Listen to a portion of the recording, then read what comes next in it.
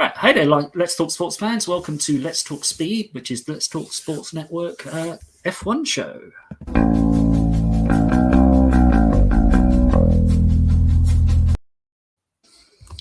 Can't help myself. I always play the little videos like that. It needs to get longer. It's too short, that one. It's just a little bit too early. I was like, come on. Yeah, we wanted a bit longer. I need to tweak that one. So joining me, I've got Last Lap Lucy. Thanks for jumping on, Lucy. Give us a quick intro to yourself so you can the rest of the Let's Talk Sport Network get to know you. Hopefully you might come back. Who knows? Hi, I'm Last Lap Lucy. I'm 19. I'm British, and I really like Formula One. I'm quite obsessed. My hidden talent is I can turn any situation into Formula One. So my whole family and all my friends are all sick of it. I really enjoy interacting with the F1 community. So I'm on Twitter, Instagram, TikTok, same username everywhere. And I just really enjoy making F1 content and sharing it with everyone. So yeah. Beautiful. Perfect. Thank you. And welcome to Let's Talk Sport. As I say, hopefully, if this goes well and you feel comfortable, maybe you'll come back and talk about it next week. Cool. Who knows? Right. So obviously, I think the only place we can start today is Suzuka. Bit of a roller coaster event. Yeah. Up early for a lot of us in Europe. I know you were up early. I was up stupidly early, 5 a.m. or whatever it was, to kind of get ready. And a long rain delay kind of really didn't help. There was a lot of coffee being imbued before the actual race happened, just for confusion, safety concerns, and a mad race. How did you? I mean, it's great to be back at Suzuka for a start, but how did you find the race yesterday? Well, I'm an Alex Albon fan, so I was not having the most pleasant morning. Woke up at 5:30, came downstairs, TV's on, ready to watch the race. Alex did not make it round a single lap. He pulls over with I think he said mechanical issue. I think it was hydraulics. Hydraulics or something. Yeah. Yep. Gets out his car. And that was like 6:02 a.m. It was like, it's worth going back to bed now. Yeah. I know I tweeted you saying you're going back to bed. It's like, I'm up now. I was I'm up now. Honestly, though, even when Alex wasn't in F1, I'd still always watch because I'm very neutral. I'm probably one of the more neutral F1 fans, despite being an Albon fan. I'm very much in it for the racing. So I'm just a bit biased towards Williams. Everyone has their favorites, right? Yeah, exactly. So I was still very excited to see the rest of the race, but then obviously we had the red flag after like a lap. So that was a bit frustrating, really, because it meant we all could have woken up at about 8 in the morning rather than 5. A much more sensible adult time rather than 5. Because they did replays of the first lap so many times that we may as well have just slept through. I mean, to be honest, I did doze off in that sort of delay, and it's like, the race has started again because it was so long and it's so waiting so long. Obviously, as you mentioned, the red flag there, Hannah, we have to kind of talk about the safety issues and the safety concerns that were flagged there. Absolutely terrifying when you see the onboard camera shot from Pierre Gasly's car when he went past that huge tractor on the side of the track. You can understand from Pierre's point of view, the Jules Bianchi thing all flashed back into everybody's minds. He was very close to Jules, but I mean, the FIA, I couldn't believe the response they put out when they kind of said, "Oh, Pierre was going too fast." It was like, my mind was, I couldn't get my head around. They were almost blaming him for having a giant tractor on the side of the track. Yeah. It was just, I know a lot of the other drivers have kind of come back in support saying, that can't be done. There's obviously a breakdown in communication or something there. Yeah. I honestly just completely shocking that they let that happen, especially in such poor conditions. The visibility was really bad. I know Alex was on the interviews afterwards saying he couldn't see more than 10 meters in front of him. And that got me thinking back to like my physics lessons in school. And it's like reaction time and braking time, like the distance, and then that's the total distance before you can stop. And like there is no way when you're traveling at those speeds that you can react and brake within 10 seconds. 10 meters or whatever. 10 meters, that's the one. So it's very lucky really that Pierre didn't hit the recovery vehicle. I think we can be glad that he was safe, and I think he even tweeted saying he was glad he was able to go home safe. So obviously that's a huge positive, but then I do have mixed feelings on the whole Pierre was speeding thing, because obviously it's not right to blame him for the tractor being there. I think they're two separate issues in a way. So like, you know, the tractor absolutely should not have been there. However, Pierre also shouldn't have been speeding. Because there was red flag at that point. Yeah. But as you know, you saw the on boards where he saw the red flag, or he was given the red flag notification like 10 meters before the incident was happening. Yeah. And so it's one of those. He's trying to catch up with the back of the pack. So yes, exactly. He's going to be going quicker. And I think you're right. It's one of those 6 of one, half dozen of the others. But the main part is in those weather conditions, you can't put anything large like a tractor on the track. Yeah. You know, I know 100%. They did it at Monza, but Monza was glorious sunshine and you could see for miles. And, you know, you can't do it when the weather is like that. That was terrifying. Yeah. I also want to mention, I don't know if you've seen this clip, but there was another clip that surfaced from, I think it was from a view of Carlos's camera. When he crashed, or when he was being when the car was being recovered. The marshal on the track. Yeah. So he's he had to, really close. Suddenly looks left and runs out the way because he realizes Pierre's coming. So obviously, you know, that was also, you know, really terrifying. And that indicates that obviously somebody somewhere forgot to mention or tell the marshals and the guys, go, hey, there's a car that's out of sync. And I guess that's the issue, isn't it? Because Pierre picked up that Rolex hoarding in the first lap, got all the way around eventually to the pits, repitted, came out. So he was so out of sync, I guess he just got missed in the madness. But that clip of the marshal standing on the track trying to recover the car and then suddenly realizing a car was coming was also pretty scary. But you know, from my point of view, as I volunteer, and I know you know this, I volunteer at Silverstone, and we talk a lot to the marshals. They do so much training about that. It probably was very safe, but it does just looked a bit terrifying. Yeah, exactly. And when you consider, like, even if it was safe, like in practice, the fact is, like, we saw what happened to Carlos at that exact spot on the track. Like, you can just lose control in the wet. Just instantaneous, and that it was just gone, wasn't he? So I mean, that's all. And that's I think one of the other drivers. I think it might have been Alex in the early sort of interviews. Unfortunately, as you say, he was back early. He said, you know, it doesn't matter what the weather's like and whatever else. All it takes is 5 seconds. You could lose, you know, or a blink of the eye, you can lose that car in these conditions, and you're off. It doesn't matter what speed you're going. It could easily happen. So it's really something that I hope the FIA take a lot seriously and do something about it. But I guess we'll see. Fully agreed. So in the end, Max took the victory, which, let's be honest, this year's not that been surprising, especially this year in the wet. He's been kind of awesome. But at the end, everyone was like, he done the win. And it was total confusion, obviously, with the laps run. It was only a 75% race. He should have only got a certain amount of points. Yes, congratulations I think we probably have to say congratulations to Max. He has been head and shoulders above everyone else driving this year. He has deserved the World Championship this time round for the second time. I'll say second time for now until obviously the cost cap implications are all shaken out. But I think the way it was done is just another bad show from FIA and F1. You know, we had the Abu Dhabi last year and the whole confusion and controversy. Now we've had this one. It's like, he was going to win it. We knew he was kind of going to win it for like four races ago. But the fact that they've kind of missed the boat and missed their chance of a massive celebration, it's just another like, oh, what are you doing? I know that it's just kind of embarrassing in a way.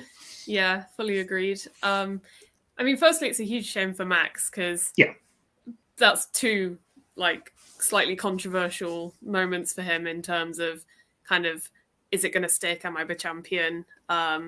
You know, he does deserve that moment of having everyone come out on the pit wall and like, you know, celebrate. Everybody celebrate, And like, you know, the fans have kind of been robbed of that as well. Like all the Red Bull fans, they're going to want that iconic, you know, Max Verstappen's the world champion radio to go back and listen to. And especially in Japan with all the Honda fans there, it would have been, you know, I think the fans, the engine suppliers, there's a lot of people that are sitting there going, we've missed that, you know, PR moment or the celebratory moment of you are world champion and et cetera. Yeah, exactly. It's a shame. It's, again, you know, it is embarrassing for F1 to have not been clear about what's happening, because I think everybody thought, well, 75% race, reduced amount of points. It was only like, as you say, afterwards he was having a media interview and somebody kind of went, by the way, you're world champion. It's like, what? He was so confused. He was so confused. It's like, really? What? Huh? Yeah, he was like in almost typical of the day. Yeah, he was in the cool down room like, that's for the world champion. I'm not the world champion. And they were like, yeah you are. Yeah, you are. And it's like, are you sure? Are you sure? I only got 19 points. But I don't think at the point he was probably fully aware that Charles went off at the last corner and Sergio took second. Yeah. And, the points difference. But even then, yeah. You'd be thinking, well, it was only 3/4 points and I haven't got enough and I still need to go to Austin for everything else. Maybe Austin will be a chance for them to celebrate properly, but it'll have to be, now he is officially the champion. He'll have to have the whole hoo-ha about it. But yeah, I think you're right. It's such a shame that he didn't get it in Japan with those fans that are absolutely fanatical, especially for Honda and stuff. So it's a bit of a shame. Yeah. And especially after they sat for so long out in the rain as well, I bet they would have really enjoyed that. Sitting there with their ponchos and all those clear bits of plastic. I really felt for them. They did not look happy, but they looked happy because the Japanese fans in F1 are just absolutely mental. But you could just all they need is a bit of sunshine. Come on, give them something, and then just to rob them almost, because you can imagine that at the end of the race they all just went, going home, I've had enough of this. Whereas if they knew it was like celebration of the world championship, who knows, and maybe it would have been a much bigger celebration. So I know you mentioned you're a big Alex fan. Yes. Wanted to kind of touch back on that because obviously, oh no, you must be happy about this because he's finally getting all that kind of recognition and love and the way he deserves, and almost that he deserves it, because he did come through a really good crop of young drivers who are all doing really well. And I think the way that he was treated at sort of AlphaTauri, Red Bull Racing wasn't the best, but obviously now he's back. He's getting back up to speed. He's kind of taken over George Russell's Mr. Saturday mantle, doing really well in Q2, getting through qualifying and stuff. From your personal point, as you say, you're a big fan of him. How do you feel about it? It's got to kind of make you happy, especially health and everything else in the last few races. It's been great, really, because I've supported him since 2019, and it's been brilliant because we couldn't have expected he'd go to Red Bull like immediately. I was shocked fast track, wasn't it? And then obviously his first season with Red Bull, his half season with Red Bull 2019. A lot of people overlook this. It actually went really well. Like he was outperforming Pierre as a rookie. Really successful first year. And then 2020, they just didn't get the car right for him. Like he just couldn't gel with it. So obviously things went a bit downhill. First race of the season, he had that collision with Hamilton that kind of downward spiral for his confidence. Didn't Lewis hit him? Sorry, let's say he had a collision with Lewis, but I think Lewis hit him 2 or 3 times. I'm so diplomatic. Yeah, you're diplomatic. I'm going to say it is. I recall Lewis kind of forcing Alex out of many points positions. I'll nod at you for that one. Yeah, it was definitely. I hate to say it because I love Lewis as well. But I think there were a couple, especially was the one I think was it Hungary? Brazil. Brazil was the worst. Yeah. And there were a couple of times and you're like, oh, he was there, he had the win, or he had the podium, or he was like. When I tell you, I was devastated. I was just like, oh, not this. Not again. And it almost became a thing, didn't it? As soon as it was like, oh, it's going to be Lewis again, isn't it? It's going to be Lewis and Alex again. It's like, come on. Seeing Alex coming for the move on someone, I'm like, Alex, just stop. Just don't do it. And it was interesting because it was like a Red Bull making a move, and you'd think before it's like, oh, it's Max, he's going to shove his way through. But as soon as you thought it was Alex, it was like, oh no. It's a real shame. But as you say, do you think Red Bull pulled the plug too soon on him? Do you think he was a bit too 100%. Harsh? Yeah. So, I mean, 2021, we saw Perez he had a rocky start and kind of a rocky year, to be honest. This is maybe controversial, but I feel like as someone who is very closely following Alex and I guess Perez out of bitterness, I've definitely noticed Alex's performances were basically the same as what Perez did in 21. They were both on average about 0.4 off Max in quali. The only difference is fan perception of Perez is a lot higher because 0.4 off Max in 2020 would put you kind of towards the top end of the midfield. Whereas 2021, with the Red Bull being a championship contending car, 0.4 off Max puts you P4. So P4, P5, even if he had a rough quali, he'd still be right at the top. If Alex had a rough quali, could be P8, and then that's a really bad look. In the mix, it's a bad place to be. Yeah. So yeah, I believe if they had given, and we've seen Perez has done a lot better this year now that he's had a bit more time Given to a settle year. in. Yeah, exactly. And Alex wasn't given that, and we know he had it in him the whole time because of how well 2019 went. It was just the car was not an easy one to drive, and I think credit to Max for that, because Max managed to kind of wrangle it around the tracks and make it work for him. But I think a lot of that, again, it was built for Max's style, and it's fine, he's the lead driver, but it's just a shame, really. I feel like if Perez hadn't been left without a seat, Alex would have definitely been kept on. I think it was just because there was nowhere else for Perez to go, and Red Bull kind of thought, well, we've got this really experienced driver. He's done really well because he had a really stunning end to the 2020 season with that, especially with Sakhir. When he wasn't it? He was Bahrain, wasn't it? Yeah, not Abu Dhabi. Yeah. He had a really good end to the season, and also was very everyone was kind of saying, "Oh, keep him in F1." So and let's be honest, the Mexican sponsorship probably didn't hurt the decision. Yeah, so yeah, definitely Checo came with a lot of money as well and great sponsors. And Alex, he's kind of just there. He's got his moose cider or whatever it is. doesn't quite bring the full sort of Mexican billionaire with him. Yeah. No, not quite. So yeah, I was genuinely surprised to see he was coming back to F1. I'd kind of just convinced myself it wasn't going to happen. Obviously I watched him in DTM in 2021, which was good fun. Great to see him fighting at the front and even getting a win at one point. That was really nice. Getting his mojo back almost. Yeah, it was really great to see, because he was really enjoying himself, and you could see he was a lot more relaxed and comfortable, because if he messed up, it was fine. If he did well, it was celebrated. So it's a great way for him to kind of get back the Alex we all knew. And then, he's back with Williams. And he's just had a great year so far. It's almost finished now, but, he's had some really, really good performances. Australia, definitely a highlight, where he got was it P10? I think it was P10. P10, P9. I think he went on to get P9 in Miami, I want to say. Yes, so P10, it was the first points, wasn't it? And then he followed it up with a P9. So it was the red hair that did it, really. That was it. The El Bono, yeah. I don't know if you can quite see it. I've got still got the tint there at the end. Just about. It's hanging in there. So hopefully, maybe I need to re-dye my hair, because he's not been having the best look lately. It's all on you. Your hair's no. No pressure, but by Austin, I want to see it at full red. Yes.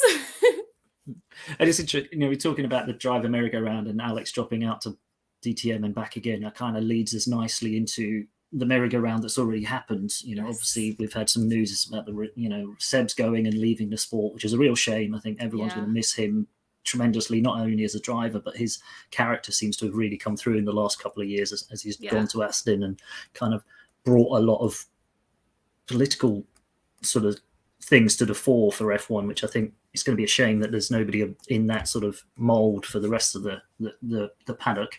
And you got Alonso going to Aston, which I don't think many people saw that coming. No, I definitely didn't.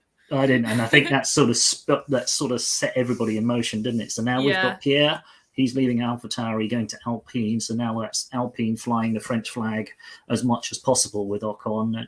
Nick De Vries got his shot. Yay! That was like, yay! Nick's finally got in, which is great. And then and then we haven't even talked about the McLaren debacle of Oscar, Alpine, McLaren, Danny Rick. I mean, that's just mental. It's like, what's going on there? Honestly, chaos. When I saw, I'm sure you've seen Marcus Ericsson's tweet of silly season. He put out a load of predictions, and everyone kind of had a good laugh at him. Was like, of course not. That's so silly.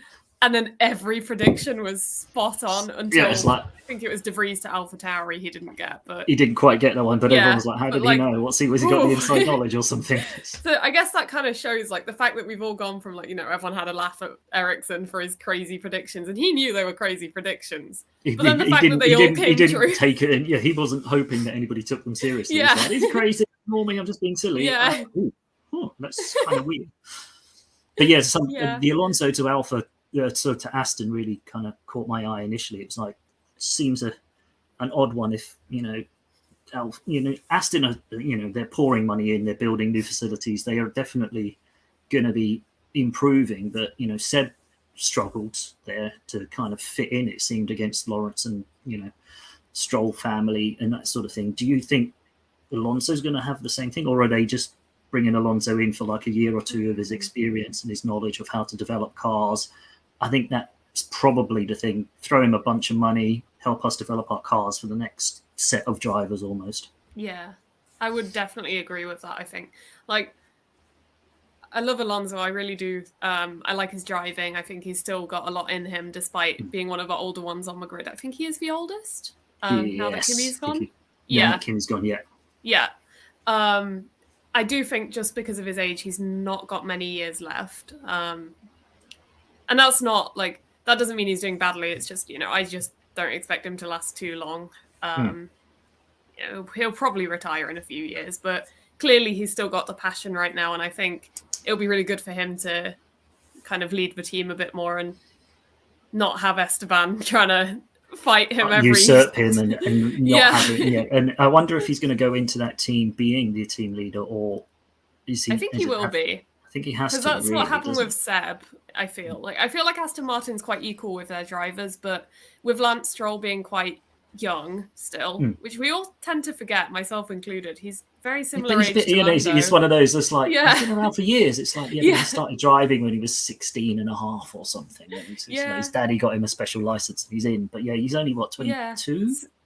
He's pretty, I don't remember the exact age, but I would say around that 22, 23 kind of age. So he's still very young. He's had 4 or 5 years already, and he's kind of settled in, but he's never really kind of got off to it. And you wonder whether or not he needs that sort of guiding figure. Yeah, I definitely think he's done really well this year with Seb as his teammate. I think Seb's really helped bring out the best of him, so to speak. Like, we've definitely seen him. I know there's been a bit of controversy from some Seb fans kind of thinking, oh, Lance shouldn't have been racing him like that. But actually, yes, they're teammates, but also, they're racing. And I think Lance has had some really good clean battles with Seb and other drivers, it's been really nice to see, because I think there's a lot of hate for him based on how he got into F1, but actually maybe he didn't deserve to get into F1 when he did, but he definitely deserves his place now, in my opinion. He's probably the most underrated driver on the grid for me. I think you're right. I think, as you say, he's come with that baggage, and it's not like any other driver on the grid hasn't come, 95% of them have come because somebody's given them a lot of money to do it. It might not be daddy like Lance has got, but it might be, a Mexican sponsorship or whatever else, sponsored by this, that, and the other. So all drivers are paid drivers. Exactly. In effect. They all bring enough. It's just, I'm always trying to explain this to people. People just don't get it. It's like, well, daddy let him get it. Yeah, but if it wasn't Carlos Slim for Perez, or, you can list who it is. You need millions to do junior career kind of, F2 is almost $1 million just to do one season. They're all rich. They're all stupidly rich. In fact, people always try and frame Charles Leclerc as someone with humble beginnings, but he Charles was born Leclerc, in the Monaco. guy who lives in Monaco, and it's it's the tax haven for the rich and famous. It's maybe he didn't have a trillionaire parent, but maybe he had a billionaire parent. His parents are probably just as rich as they were when he started, but I'm sure they probably ploughed an awful lot of money, or if it wasn't his parents, it was his uncle, or it was somebody who had the money to back them. So exactly. The fact that Lance gets that direct, I think it's just because it's dad and it's a direct link. But, people do blinker over the fact that every driver has come in with a, basically it's only through money that they've got there through all the other junior categories. There are a lot of great drivers who have never made that because they just haven't had that opportunity or the right sponsor or whatever. So that's one of the things, I suppose, about F1 that is a shame, that it's not always drivers' talent that gets there. And, as you say, if you watched Alex and DTM and some of the F2s and all those junior categories, there are some really great drivers who have never been able to kind of make that step up just because they haven't got the name, or they haven't got the budget, or they haven't got the backing, which is a real shame. But that's, I guess, what makes F1 that kind of elite level sport. Yeah. I also do want to mention, actually, while we're on that topic, a lot of people seem to think it's either money or talent. If you've got money, you've got no talent, for example, but it's not necessarily the case. Yes, you need money to get there, but you need talent to stay there. And if you don't have the talent, you're gone. Yeah, those sponsors will soon look somewhere else. I mean, that money will soon dry up if you haven't, if you're not winning and you're not making progress and you're not showing the talent. You do need a combination of both. You're absolutely right. Drivers' Championship done and dusted. Yes. Kind of Constructors' Championships probably likely to be wrapped up in Austin as well. I think 198 points ahead or something with 5 races to go. It's pretty likely that there'll be a wrapped up at Austin for the Red Bull doing a double. 2022 regulations they've had near enough a season bed in. How did you think, have they improved Formula One? Has there been a benefit? Has it kind of made racing better or worse? Or do you think another season is needed to kind of really give us... Yeah, I think I'd personally say we need another season, because especially coming from such a explosive season last year with Lewis, Max having 2 teams so close at the top and really not knowing to this year, which has basically just been Red Bull dominance. It's been a bit tricky to fairly compare what we're used to versus what we've got now. There's definitely some good changes, I'd say. I've really enjoyed this season. And the racing's been kind of better this season. Yeah, I would say there's been a lot more racing kind of up and down the field. I like that we've been able to see a bit more kind of, when the camera cuts to a driver or 2 drivers and they're kind of both going at it. I feel like those battles have gone on a bit longer than they normally would. A bit further down. Yeah. So you've seen the squabbles to 12th and 13th, or, the last points, whereas often it would be 1st, 2nd, 3rd, 4th, and everybody else. You kind of get to see the rest of the field every now and again. But yeah, you're right. I think there's been a lot more midfield, and upper and lower ends of the midfield battles have been constant all the way through. And as you say, they've been shown, and it's not been so much on the tyres. I mean, it still has been quite a lot on tyres, but it has, some of the racing has been better, and some of it has been, you can see that cars can get a little closer, can follow, can actually overtake. DRS, I still think, is a little bit manufactured in some places. Some places it's way too strong. Some places you're like, well, that's pointless having it. Yeah. So I think they're still tweaking that one. But I do think the regulations have helped. The cars have looked very weird, though. It's been... they just look so huge compared to the ones before. I think it's just taken a while physically, just to see them. They just look so much bigger. It's definitely taken some getting used to, but I'm definitely starting to really enjoy how they look visually. I feel like they look a bit more futuristic, and I think that's quite cool. The ideal sort of, you want Formula One cars to look like that, don't you? Big wings and stuff. That's kind of 100%. what you want. You don't want you don't want to go back to that aerodynamics when Lewis was at McLaren, when you had so many bits and wings and winglets and whatever else. And I think, they were so proud that car could drive upside down on the ceiling because it had so much aerodynamics on it. At least these cars seem a little bit, I suppose a little raw, or a little more, pure brute, power and speed. But you need the drivers. I think driver capabilities and driver talent has come to the fore a lot more with these cars, because they are harder to drive, heavier, more wheel spin and stuff like that. So I think the driver impact this year has also helped to kind of steer where that regulations, the impacts it's had. That's a point actually, regarding driver impact. I feel like, as well as seeing a lot more battles in the midfield, I think constructors wise, we've seen a lot more shake-ups in the rankings. Normally after about 5 races, you can pretty much say this team's fastest, then this one. Mm-hmm. But now it's kind of basically from about Alpine down to Haas and AlphaTauri. So 4th to 9th, it's all kind of interchangeable. They've all been switching around. It's very much kind of on a race by race basis who's going to be quicker. So who's got straight line speed, who's got better cornering, really depending on the track. So I wish Williams was in that discussion. You're in there. I think they're not sure if Williams have got.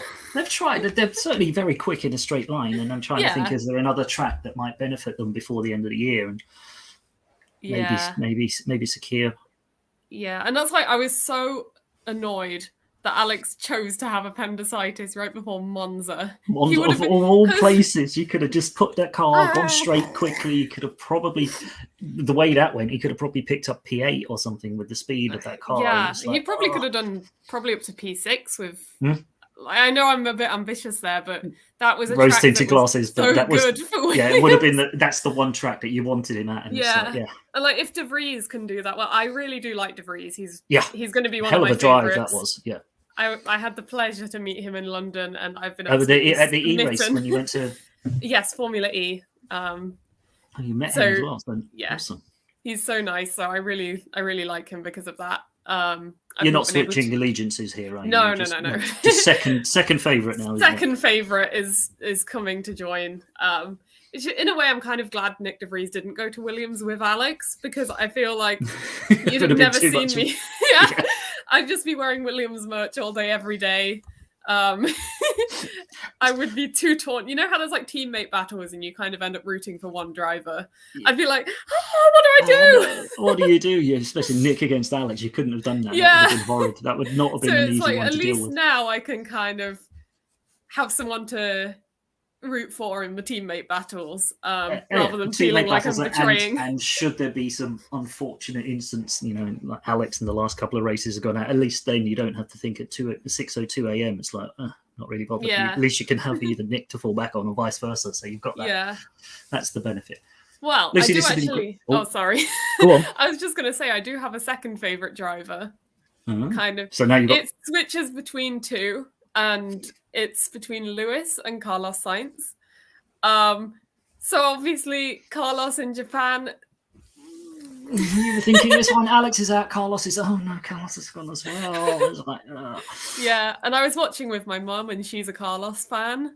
So the two of us were just there with our heads in our hands, just like, why did we wake up at this? We got up at 5:30 a.m. The race didn't start properly until 8, and now this is it's like, oh, come on.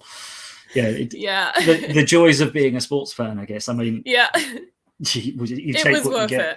It was so worth it. Yeah. 100%. And then the flip side is obviously now we go in the F1's great idea to keep all the races close together. We now fly from Japan to Austin. So now instead of getting up really early, we have to stay up really late.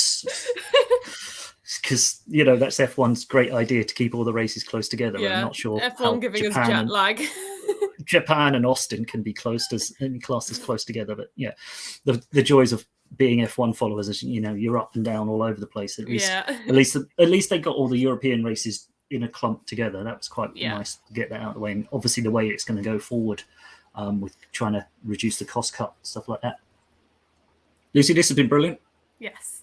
Really enjoyed having a chat with you. It's really great shouting back and forth about F1. Yeah. Be happy to have you back if you're happy to come back next week to talk about Austin and how it all ends up. It's been a good laugh. This is what it's all about. For anybody else out there watching, listening, please do subscribe to Let's Talk Sports on YouTube. Dan really needs his YouTube channel up and running, so please go over there, like, subscribe, whatever it is you have to do on YouTube. And also look up Lucy, as you say, Last Lap Lucy on TikTok, on Twitter, on Insta. She's out there everywhere. That at the bottom there. Go and find her, follow her. She's all over F1 every week. So go and check out Lucy's pages. Yeah. Okay. Everyone else, thanks for watching. Lucy, thanks very much. And we'll speak soon. Until next time, Let's Talk Sports fans. Thanks for watching.